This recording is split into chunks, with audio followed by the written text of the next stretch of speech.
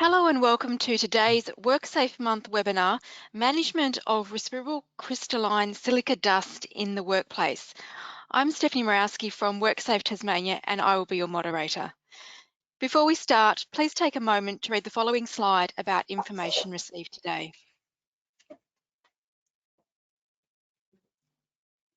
I'll now go over housekeeping. Here is a screenshot of the attendee control panel. You should see something that looks like this on the right hand of your screen. You're likely listening in using your computer speaker system by default. If you would prefer to listen over the phone, just select telephone in the audio pane and the dial-in information will be displayed. Webcams and audience microphones will not be used in today's webinar. Questions will be taken at the end of the presentation. Please use your control panel to type and submit your questions. Finally, today's webinar is being recorded. I would now like to introduce your presenter, Anthony Warwick, Team Leader at WorkSafe Tasmania. Anthony is the Regional Team Leader of WorkSafe Tasmania's Northwest region, where he commenced in September 2015. Before working with WorkSafe Tasmania, Anthony was employed for over 8 years as the Principal Consultant, Occupational Hygiene and Hazardous Chemicals with WSP Parsons Brickhoff's Hazardous Materials team located in their Brisbane office. Prior to this, Anthony worked as a Health, Safety and Environment Manager for General Electric and was Principal Advisor, Dangerous Goods for Workplace Health and Safety Queensland. Anthony also has experience providing hazmat emergency advice to the Queensland Fire and Rescue as a member of the Chem Unit at the Queensland Department of Emergency Services. Anthony originally worked as a medical scientist before commencing work as a work health and safety advisor, health and hygiene in 1995 with the Queensland Work Health and Safety Inspectorate. Welcome, Anthony. Thank you, Stephanie. Welcome to everyone who's listening. Hopefully I'll give you some information about respirable crystalline silica, which I'll refer to as RCS because it's not so easy to say in the morning. Thank you for attending. And the objective of this session is to provide an overview of the risks from respirable crystalline silica, or RCS, and what you need to know to manage exposure to RCS in the workplace. Now, RCS is silica or silicon dioxide. RCS is that we're concerned about, though, is only those particles small enough or less than 10 micrometers or micrometers in particle size to enter the lowest or lower parts of the airways to get into the what we call the alveoli. There's also something called amorphous silica, which is not crystalline silica. We're not concerned with that. It doesn't cause any health concerns that, typically speaking anyway. There's three main types of crystalline silica. That's quartz, cristobalite and tritiumite that concerns us in the workplace. On the right hand side of the slide, there's a diagram which shows the relative size of respirable crystalline silica particles compared with, say, a plant spore and a viral particle, and the big large dot, which is actually a human hair. So it's very small particles that we need to be worried about. Actually much less than 10 micrometers. We're talking probably around 4 micrometers realistically. The RCS materials that the dust comes from is not actually hazardous in itself. In order to be hazardous, we have to do something to it and generate fine dust. And so typically it's sourced from manufactured or engineered composite stone benchtops, cement, mortar and grout, and grinding those products, concrete and fiber cement products, cement dust itself from cement bags, bricks, pavers, tiles and roof tiles and products used to manufacture those, drywall and some plasterboards and even asphalt. The slide now on the screen shows the relative proportion of RCS in different materials. And what you can see here is that manufactured stone is actually extremely high, usually over 90 and 95% and above in proportion of respirable crystalline silica in content. So it's why it gives rise to silicosis, particularly in the manufactured stone benchtop industry, and was the attention of inspectorates in Australia in recent times, previous to COVID. Then sandstone and quartz, they also have very high proportion, and then concrete products. So grinding concrete footpaths to take away trip hazards in councils is a fairly potentially hazardous job, and then gradually reduces in quantity as you go down, with products like granite having up to 30% only, however still significant. And as I've said, RCS products themselves are not hazardous until you do something to them. So it's a human process that actually gives rise. I've often been told by PCBUs, well, why don't we attack or counsel the manufacturers about these products and ban these products? And I'm like, well, hold on. Concrete is a very ubiquitous product, and it's actually what you do to them and how you handle them that generates the product. So processes that generate fine dust, so mechanically generated dust, is what we need to be concerned about. So cutting stone with power tools, diamond tip saws, grinders, pneumatic chisels, and using angle grinders on footpaths, as they often do in the council, didn't give rise to RCS that's of respirable size, or silica of respirable size rather. Health effects from silica is not just limited to effects on the lung, but primarily lung is the target organism.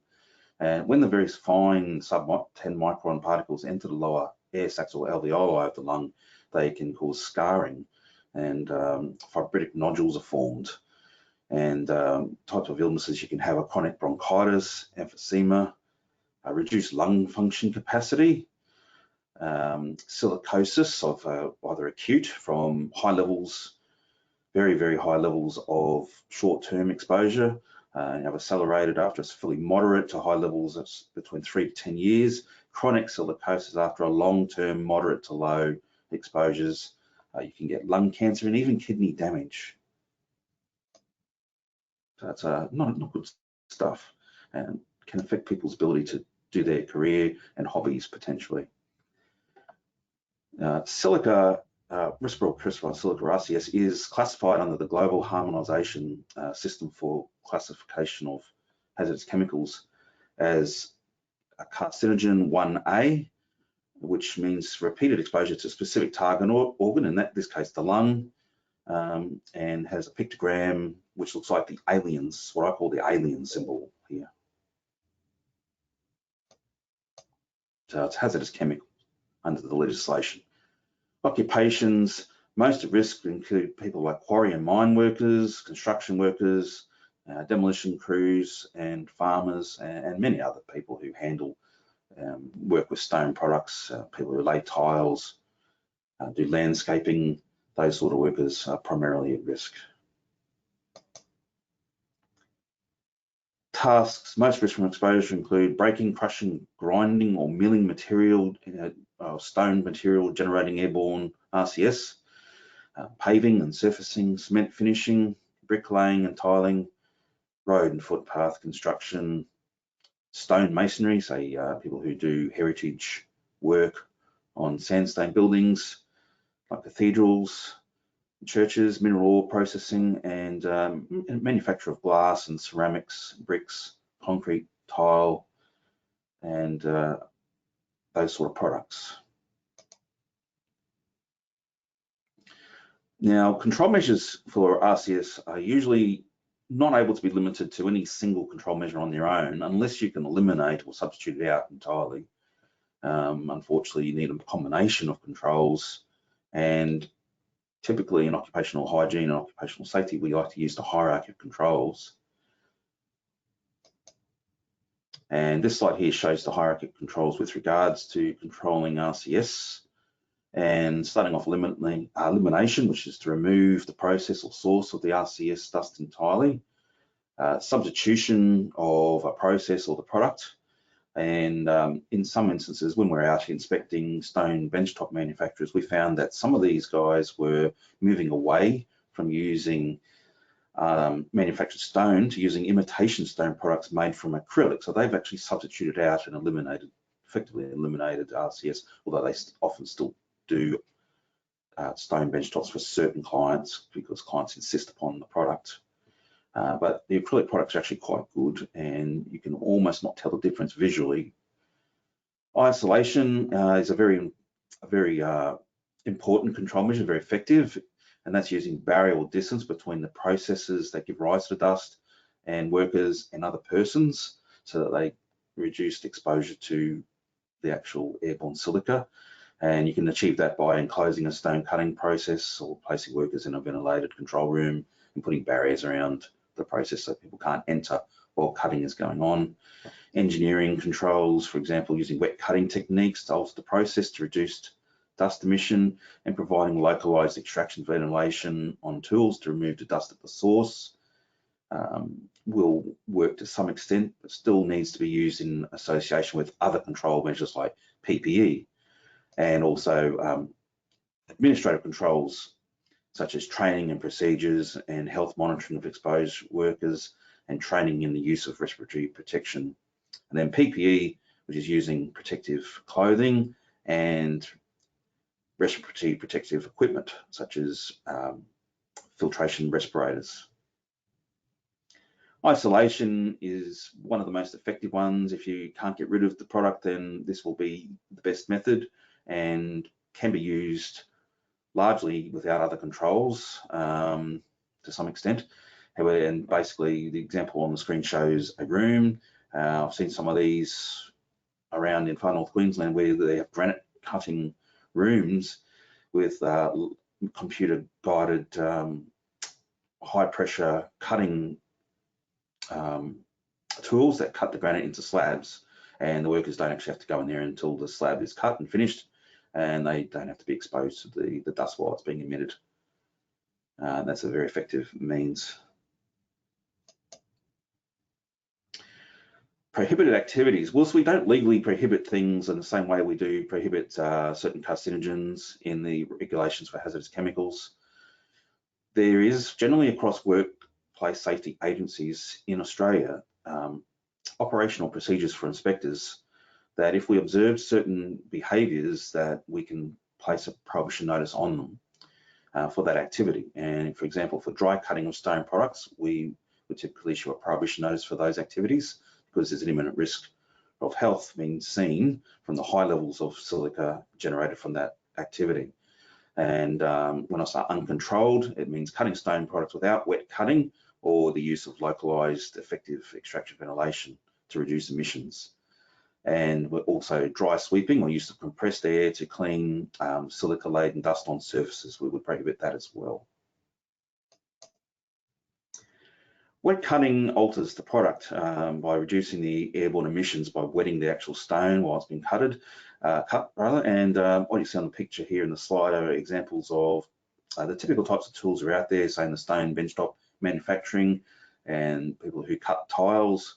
There's a little bench top. It's got a diamond cut saw, rotary saw, and underneath is a bench which collects the water. Liquid flows in over the blade and then runs into the trough and collects a lot of the RCS laden water in the bottom and prevents some of it being airborne. Unfortunately, some silica is still airborne and other control measures are still required, but it is relatively effective at reducing the airborne concentration, which is the intended consequence of using that tool.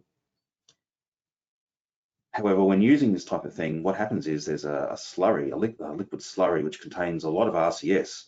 And if you let it dry out, it can become a hazard and become re-entrained into the atmosphere and inhaled. A lot of workplaces we saw, they just throw the slurry out onto the tarmac outside in the driveway and let it dry out. That actually gives rise to secondary hazards, which to other people are not very good. Ventilation or localized extraction ventilation is what's required for cutting, drilling, sanding and polishing stone and concrete products. And even with wet cutting, you're still likely to need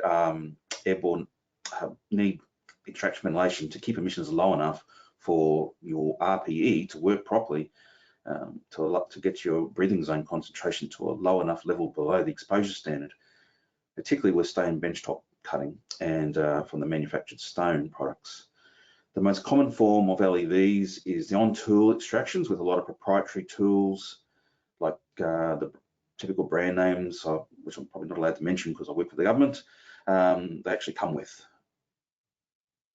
and can be purchased as a package. It's very important though with LEVs or localized extraction ventilation to have an effective working capture velocity. If the air across the face of the extraction isn't moving fast enough, it will not capture the fast moving mechanically generated particles so that they end up being captured into the bag. Otherwise they just get into the air. And so if it doesn't have a proper capture velocity of between 2.5 to 10 meters per second, then it probably isn't working. Now, vacuums aren't vacuums. They're not all equal, and vacuums are part of the typical proprietary packages on work tools that have the localized extraction ventilation at the tool.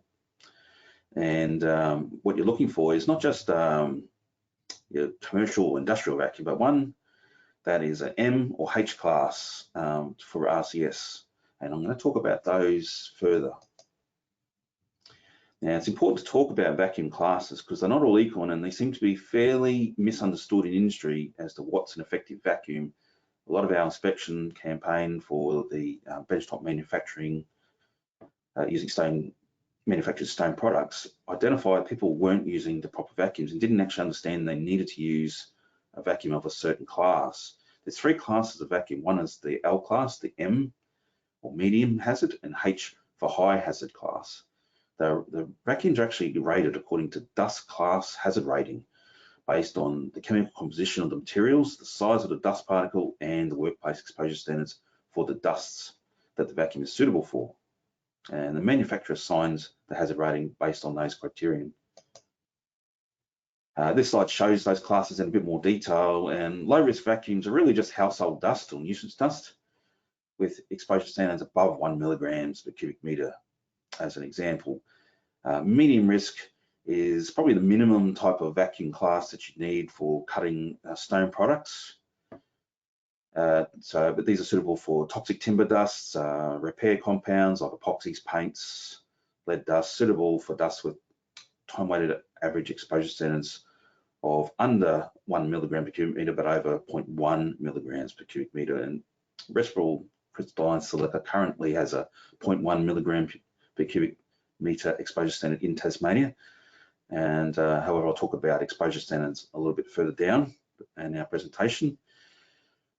The H class is the high risk dust, so things like carcinogens, toxic materials, pathogenic particles, anthrax, even asbestos, and high content RCS products like manufactured stone. You can actually technically get away with an M class at the moment for RCS in most products, but if we were to reduce the exposure standard further, then you might need to move to a H class in the longer term to get the resultant concentrations to a low enough level in people's breathing zones when wearing respiratory protective equipment. PPE that needs to be worn typically isn't just respiratory protective equipment. It's like a respirator or face mask. The respiratory protection itself should be compliant with AS 1716 and ideally would be not less than a P2 half-face respirator.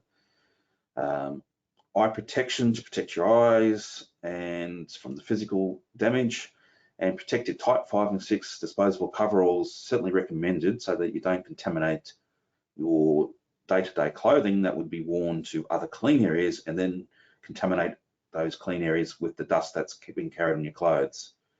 And also overshoe protectors or wiping down your shoes before going from a dirty area to a clean area certainly would be a type of PPE that should be worn as well or considered. This slide shows the types of respiratory protection and also gives some regard to facial hair. One of the things we found with inspection stone benchtop manufacturing industries that a lot of the workers didn't like to shave very much, and most of them were wearing half-face masks. And as you can see from the pictures in the lower part of the slide, These type of masks aren't suitable if you've got facial hair. Anything, even a minor stubble, can interfere with the effective facial fit of these negative pressure cartridge respiratory protection equipment. And they actually work by filtering the contaminated air and have a reduction factor. And if they're not being worn properly, they will not give you that protection factor and won't work. And particles will leak into your breathing zone. The picture on the top right-hand side here, this can be worn with facial hair. It's actually got a mechanical pump and a filter. It draws the air through the filter, which is a P2 filter, like the ones worn below. And it draws the clean air into your breathing zone into a helmet and provides an airflow over your face. So it provides a positive air pressure of clean air, which is actually quite comfortable to work in working in a hot environment when it's humid. And they also allow people to wear facial hair if that's what their preference is. If you do have facial hair, there's really only one type of facial hair type that you can have, and it's just a little mustache under your nose. The rest, beards and chin hair, facial cheek hair, even whatever you call that on your head that interferes with the proper facial fit of certain types of respirators wouldn't be acceptable.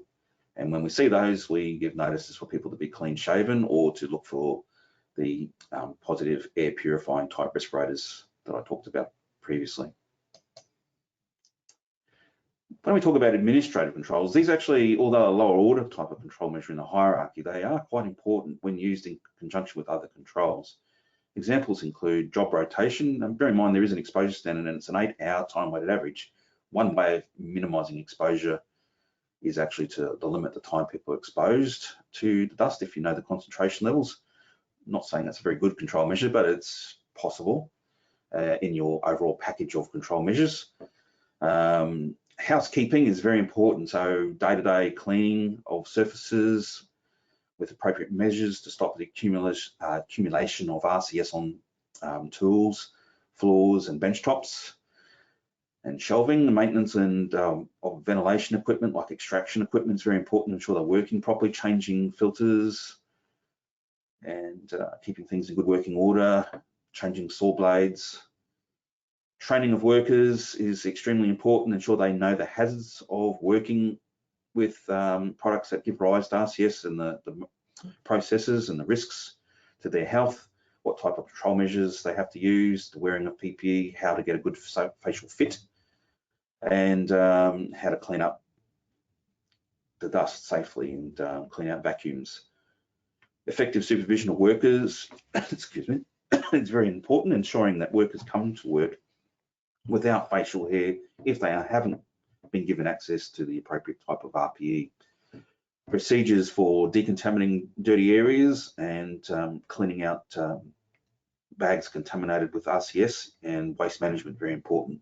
Health monitoring to exposed workers and monitoring, airborne concentration monitoring for RCS in workers' breathing zones is not only legally required, but it's very important to ensure your controls are effective. And provision of warning signs to warn people, say members of the public, that they don't go into the workshop while stone cutting's going on, and that respiratory protection must be worn in that area, and remind people. Now, housekeeping is important, and that can be achieved by wetting down dusty work areas. A lot of people can clean down contaminated RCS into a sump. That's very effective and stops the dust being re-entrained into the atmosphere by air movement once it's dried out. So keeping it wet stops it from being airborne, and it's quite effective, but don't hose it down from one area to another and let it dry out somewhere else, as I've seen being done in some workplaces. So they hose it out of the workshop, and then the truck driver who turns up to pick up the products gets exposed to the dry dust out in the driveway as it's blowing around. That's not okay. Use appropriate HEPA vacuum cleaners with the appropriate hazard rating to clean surfaces, not just a commercial vacuum, because you're not actually going to do much with that other than spray it out the back of the vacuum. Mopping floors is okay. You can also wet wipe soiled surfaces with wet wipes. Like I've seen baby wipes used, and ISO wipes are pretty good as long as you dispose of them in labeled sealed bags. Minimize cross-contamination from a dirty area to another. So if you're working in an RCS area, don't go from your dirty area to the tea room or the office wearing your dirty contaminated clothes. Change or wear overalls and take them off and move from the dirty area to the clean one. Don't take dirty clothes contaminated with RCS dust home to the wife and family. That's not okay. Personal hygiene, very important. Workers cannot or should not eat, smoke or drink in areas where RCS is generated. If you're wearing a respirator, you've got to wear it while the dust is being generated. You can't have cups of coffee and take your mask off or smoke or eat in those areas. You need to go from that area to another, and before doing so, wash your hands and face. And workers should be provided with washing facilities to achieve that. And contaminated clothing shouldn't be worn home or taken to clean areas like lunchrooms, as I said. What I'd recommend is that dirty contaminated clothing be washed at the workplace and shouldn't go home so the wife and kids can get exposed. That's another way of contaminating other more vulnerable people who we wouldn't ordinarily think about. And appropriate signage should be erected about not eating in those areas and smoking. The picture here shows tools that have a fairly good layer of RCS on them from a stone cutting industry workshop that we went to. And that's actually a potential risk. When it accumulates, it can become re-entrained and disturbed by airflows into the workplace. So these need to be kept clean on a regular basis, or I'd recommend at least the end of each day, and using wet wipes or a HEPA vacuum, given that you should have one of those as part of your extraction tools. And if you do use wet wipes, they should be bagged and disposed of properly. Waste is an important consideration. We're talking about disposing of RCS waste safely. To do so, the PCBU obligation holder must ensure that RCS dust is treated as trade waste. And if you're using contractors to take that waste away, they should be informed that it is RCS, and the bags of waste should be labelled appropriately. If they have to pump up a slurry from a sump or containers, they should be informed about that so that they can exercise their duties to their workers. And the type of labelling system we're looking at should comply with the GHS labelling system and should look a bit like this. Should have the alien symbol and should read the respirable crystalline silica as a hazardous chemical name, and have the signal word danger, and the following hazard statements: may cause cancer by inhalation and causes damage to organs, lungs through prolonged or repeated exposure if inhaled. That would be a minimum or minimally compliant label under the current hazardous chemicals requirements. Health monitoring is required as well.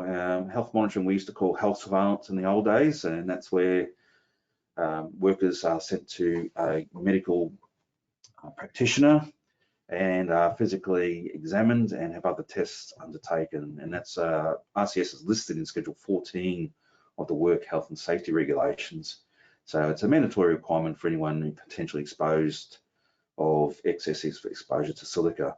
And when should it occur? Preferably on commencement work for people who are regularly exposed, to establish a baseline, and then annually or less frequent if decided by the treating physician based on the level of exposure and the frequency, given that certain workers probably get, like in construction sector, may be more frequent than others, depending on what projects they undertake, and on termination of employment to check the status of their health on leaving their employment before going to another employer.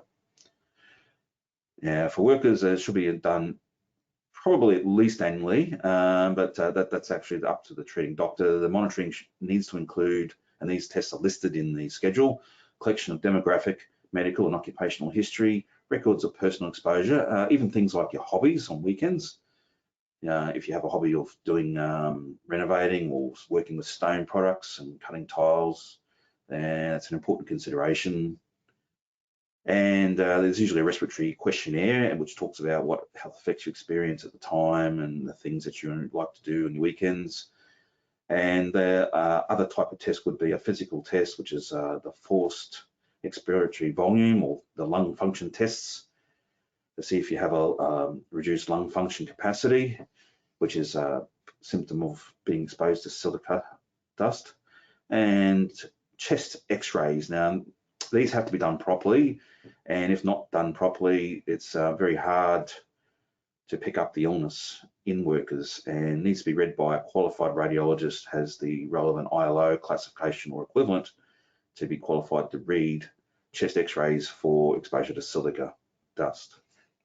And this is so that we can be read over a period of time and have comparative readings done to examine for ongoing symptoms of looking for that scarring in your lung.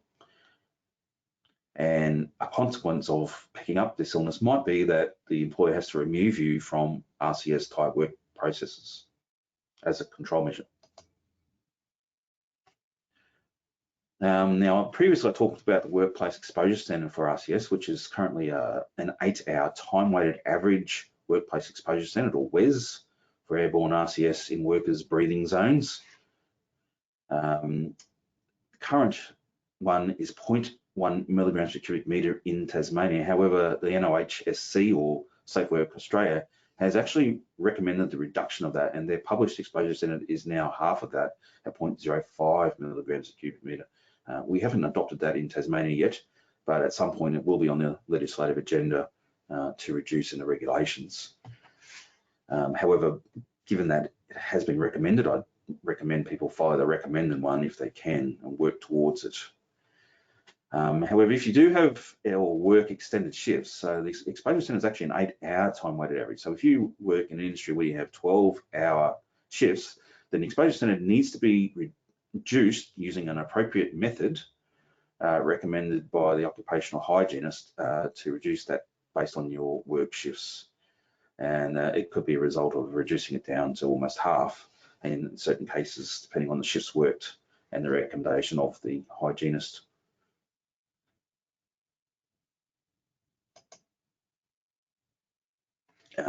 Airborne RCS monitoring is typically done by wearing a pump which runs at a certain speed on your belt. It's calibrated by the hygienist, and you put a filter that looks a bit like this, and this circle is the breathing zone, or the unprotected breathing zone, which is about 30 centimeters from your nose and mouth, and needs to be placed typically on your collar near to your face so that it's representative. Static samplers are not appropriate for silica, not for the purposes of exposure standard monitoring. The sample must be worn by workers for a representative period, and I would recommend that a qualified member of the Occupational Hygiene Association Australia be used, not just because I'm a member, but just because they have the training, experience and ongoing professional training to do the job properly and use the appropriate methods. And monitoring is required under Regulation 50 of our workplace health and safety regulations.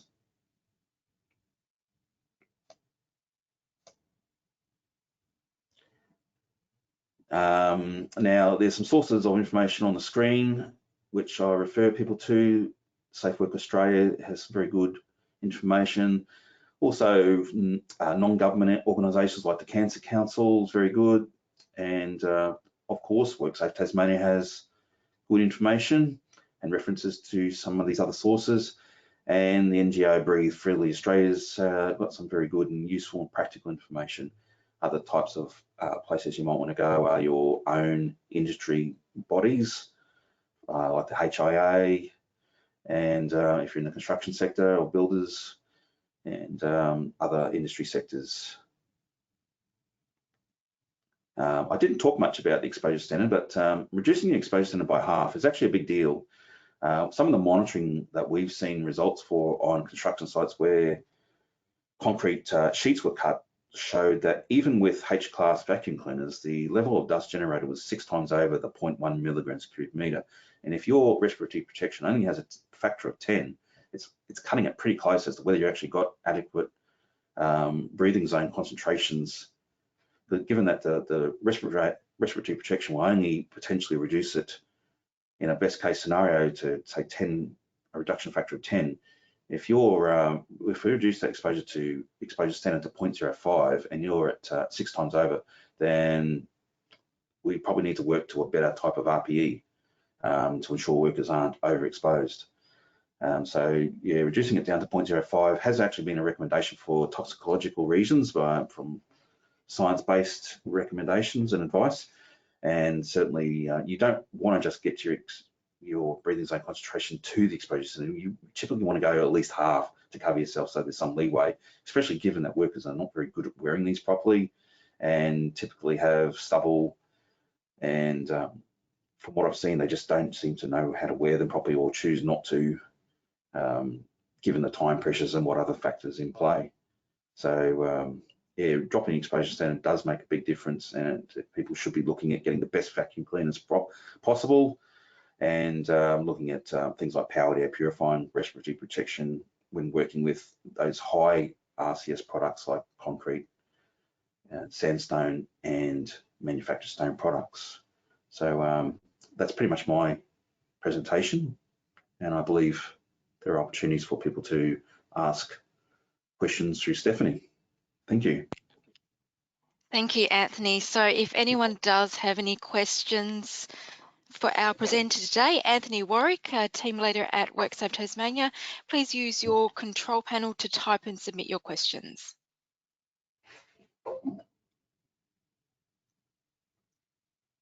So a question, Anthony.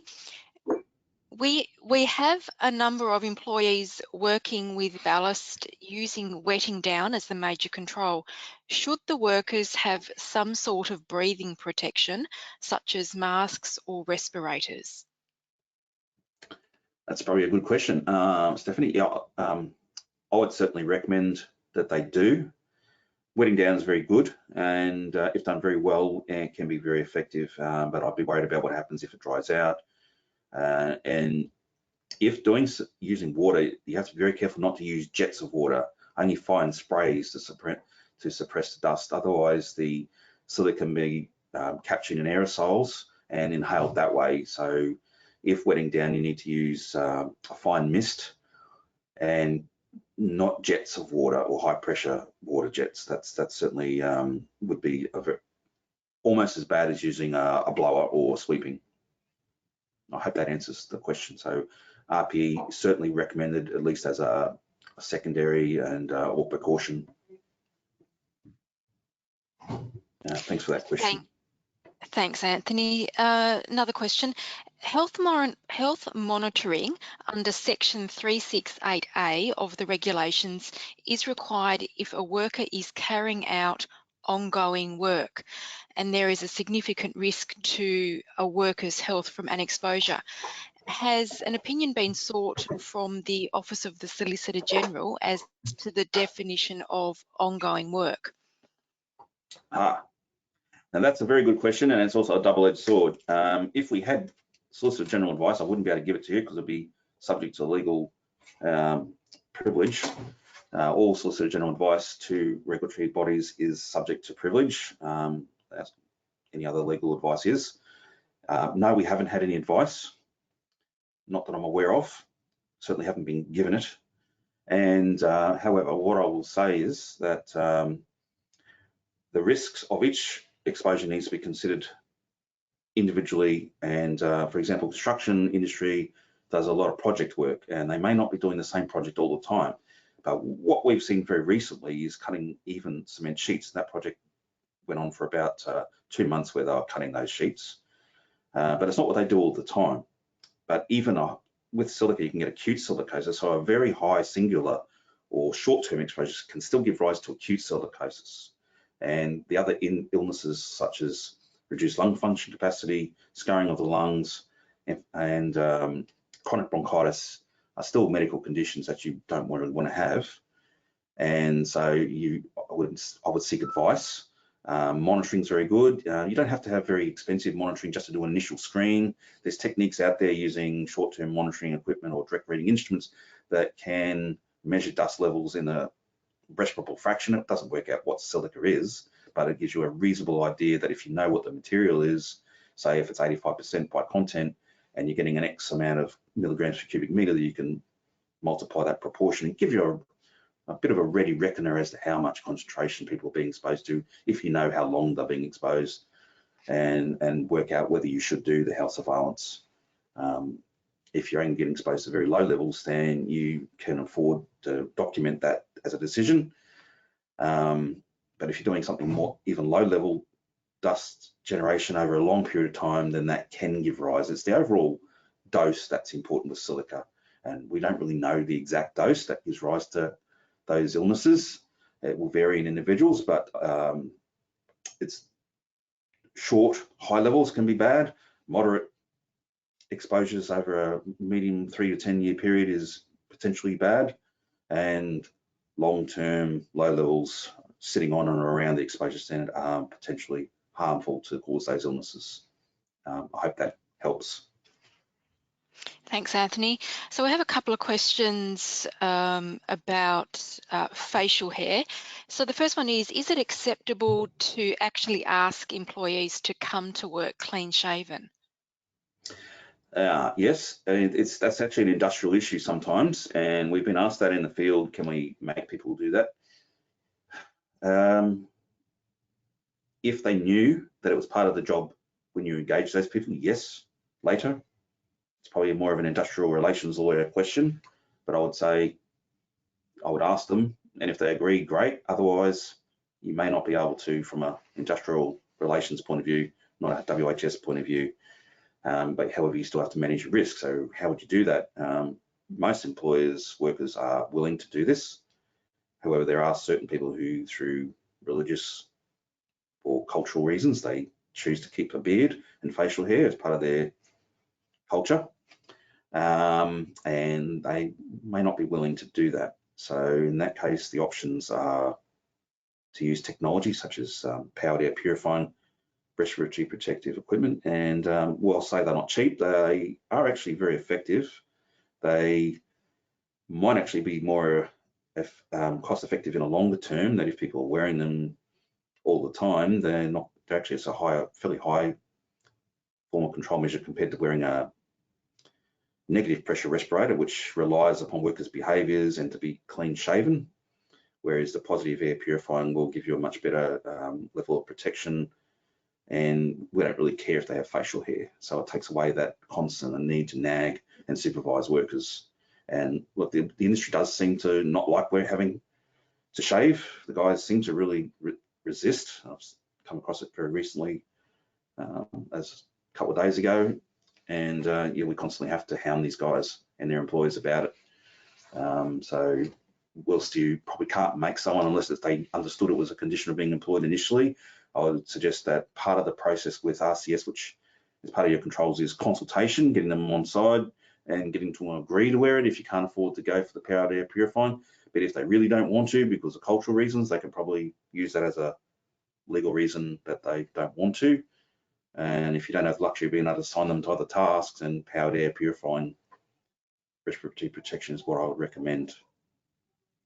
I hope that helps answer the question. Thanks, Anthony. And then can you also talk about facial hair in women? I haven't come across facial hair with women so far. We haven't actually seen a lot of women working in the industry, but it's not to say they can't or wouldn't. I haven't seen any women that would have a problem. Generally, they don't have a lot of facial hair, and the type of facial hair men have is a very robust stubble. It's stiffer and interferes with the wearing of the respirator, whereas women tend to have, if they do have facial hair, it's a very fine facial hair and less likely to interfere.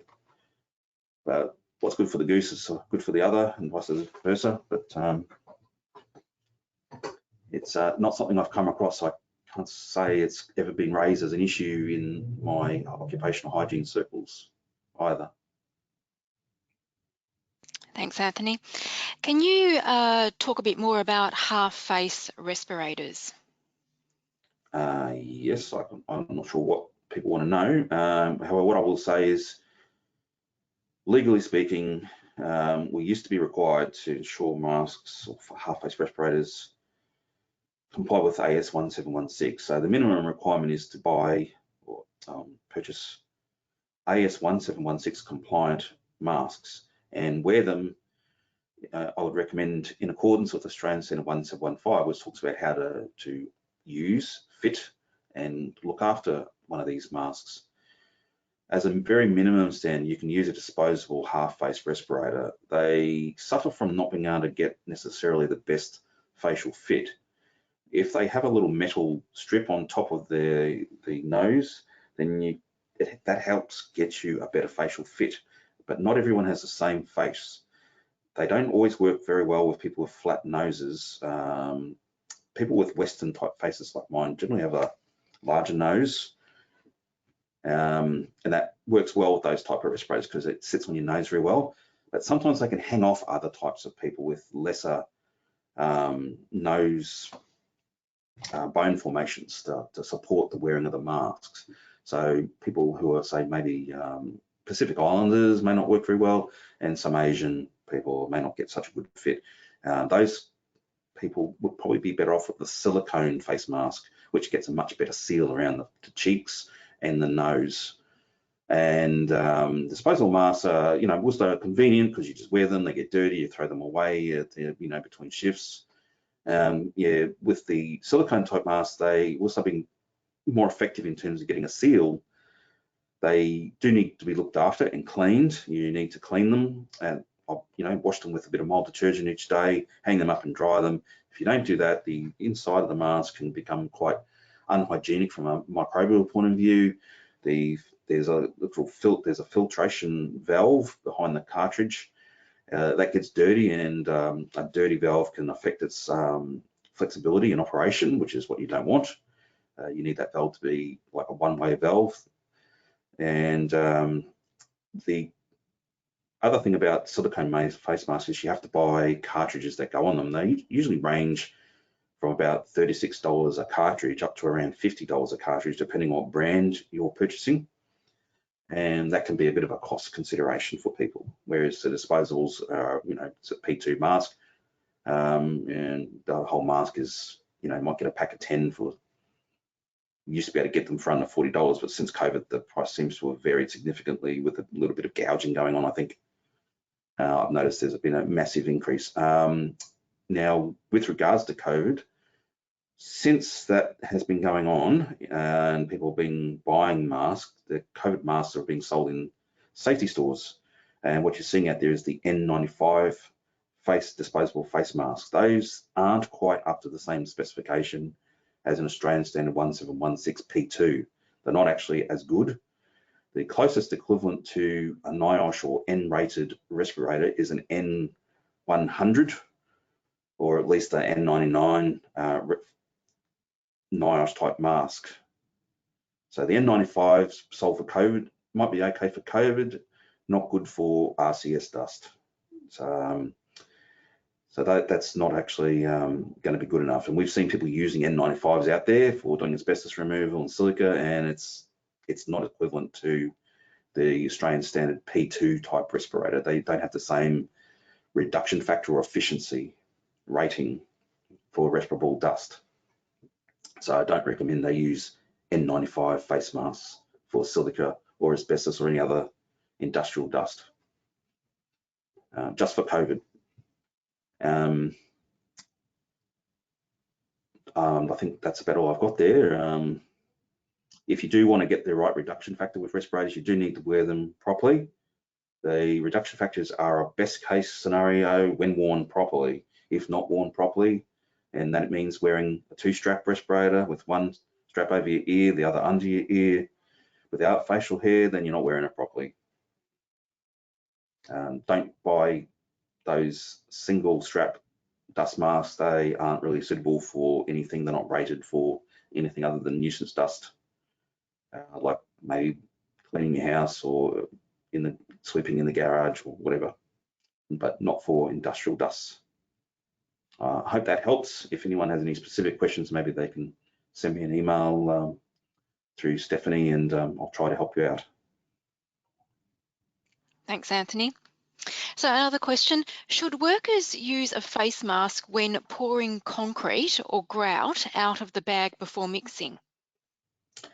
If by concrete they mean the dry product, yes, certainly recommended. I have seen concrete tile manufacturing in a previous existence in Queensland, and those guys were getting exposed to an awful lot of cement dust, which had high silica content, and you'd definitely be wanting to wear respiratory protection doing that. Which pouring wet concrete, probably not so. It's not generated in a very high under pressure state, so there's not a lot of aerosols generated. So I wouldn't see any evidence that people pouring concrete, wet concrete would be a problem, but certainly the ingredients for concrete as a dry product certainly would be recommended, because the concrete dust itself, or the cement dust rather, which makes concrete, because concrete is cement dust plus sand and rocks. That's actually, it's a cement dust that has silica. Not sure how much is in there, but it's reasonable if industrial quantities are being done, and respiratory protection is certainly recommended. Thanks, Anthony. Does the ranking and or removal of dry arena sand from animal enclosures expose staff to silica dust? Now, this is a bit of a difficult one, and starting to get on the edge of my ability to answer. There is natural sand has RCS in it. I'm not sure what the content is. Handling it could give rise to RCS potentially. I know people can be exposed to RCS even in a sandstorm in deserts. What the levels are, they're not mechanically generated, but there is still free silica in sand, and there's some abrasion of particles rubbing against each other. I'm sorry, I probably wouldn't be able to say. If you are concerned and there's a lot of dust, I'd probably wear one as a precaution, but I wouldn't be able to tell you whether it's excessive or not. I'm not, because it's not mechanically generated. It's not a stone product that's been cut with a power tool or saw or a pneumatic tool, like a pneumatic chisel, which breaks those stone particles down. But the silica in sand is potentially there, and airborne. It's, without monitoring, it'd be difficult to say, and I don't have any examples from an occupational point of view of measuring that that has demonstrated any excessive exposures to RCS in the respirable, because RCS is a respirable fraction, as opposed to nuisance dust, which that sort of dust would typically come under. Thanks, Anthony. Does MDF contain silica? Not that I'm aware of. MDF is a formaldehyde board product. It's made by wood pulp and sticking it together with usually formaldehyde resin glue, and it could actually contain formaldehyde, but shouldn't have any RCS in it. Shouldn't. However, there might be MDF that has grains of stone dust in it, so you need to look at the safety data sheet of the product. I know there's certain wood look MDF products, or like laminates, that could have contaminants in them that could give rise to RCS. The levels will be quite low compared with stone bench tops, but normal MDF should not have RCS in it. Shouldn't. If it's a laminate, I would check the safety data sheet. Thanks, Anthony. And a question about asthmatics. Is there a medical requirement to utilise a minimum PPE, RPE specification, or do they have a safety/health exemption as to not engage in handling and or cutting, drilling, sanding, polishing, masonry and manufactured stone products? Not that I'm aware of. In terms of an exemption, asthmatics would certainly find it difficult to wear a negative filtration cartridge respirator. People with diminished lung function capacity would also find it difficult, because it does make it hard to breathe, and it actually makes the job itself hard work, and increases the the resistance in the airways, and you've got to breathe harder. That's why wearing cartridge respirators is actually not the best control measure, and powered air purifying is much better. As for the effect on asthmatics, you'd have to speak to an occupational physician. I'm just a hygienist who currently works as a team leader, but I would think that being an asthmatic makes it harder to wear RPE unless it's powered air purifying or supplied air, and that wearing a respirator might actually be more difficult and cause greater irritation. There's the only other benefit is that it does actually increase the humidity in what the air that you're breathing, and in a dry environment it might be better rather than worse. But yeah, you might want to seek medical advice about that. I might not be in the right skill set to give you 100% other than an opinion as to what I've experienced and seen. Thanks, Anthony. What about a dolerite or granite quarry? Is there potential for exposure? Yeah, I think I'm not an expert in geology. I think one of the products has got, it's more of a lime product, which is calcium carbonate. But typically they don't have a lot of silica in those, but it's possible they could have silica contamination or veins in order to get access to it.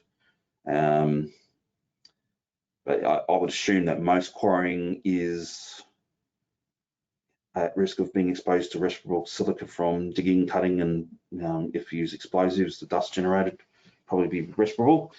But you might want to seek advice from a soil sample or rock sample as to what the actual content of respirable silica is, using an X-ray diffraction test at a NUTTA accredited lab. Hope that answers that question.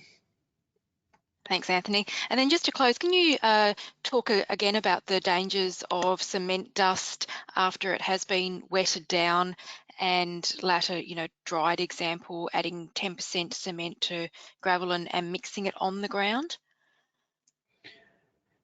If it's only at 10%, it is sort of getting much lower than the finished product. The finished product is wet cement generally doesn't give rise to RCS whilst it's being worked and troweled. It's wet. It's you're not using a fast-moving power tool. You're not cutting and generalizing aerosols particularly. I wouldn't have thought, not from what I've seen. It shouldn't be a problem. If people have doubts, they could do some testing to verify. It's really the dry product that's the problem. Once it dries and you cut it, then that's of the concrete itself has a fairly high silica. It was in the top 3 stone products that in terms of RCS content, and that's the one you need to be careful of. The wet product and working with it is usually fine as long as you're not generating like a very fine aerosol containing concrete, which I wouldn't think is necessary.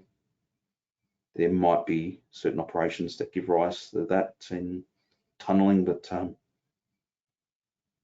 generally I wouldn't have thought that working with wet cement is a problem. I've seen people sprinkle cement over the top of concrete to get a nice finish on it, but it's usually done by hand in small concentrations rather than large concentrations. So I wouldn't have thought it's necessary, but it's all based on the amount, and in the circumstances, if you're generating large dust clouds and with a large amount of dry cement, then certainly you'd probably need to look at assessing the RCS airborne levels in your breathing zone and considering RPE. Yeah, preferably we don't want to have dry cement dust being airborne. Thank you, Anthony. Thanks. So we'll now close today's webinar. So thank you, Anthony Warwick, Team Leader at WorkSafe Tasmania, and thank you everyone for attending today's webinar, Management of Respirable, even I can't get it out, Anthony, crystalline silica dust in the workplace. This webinar has been recorded. This webinar has been recorded and will be available on WorkSafe Tasmania's YouTube channel. At the close of this presentation, you will also receive a survey to complete. We do appreciate you providing us with your feedback. On behalf of WorkSafe Tasmania and the WorkCover Tasmania Board, thank you for joining us, and thank you, Anthony. Yes, thanks everyone. Yeah, definitely.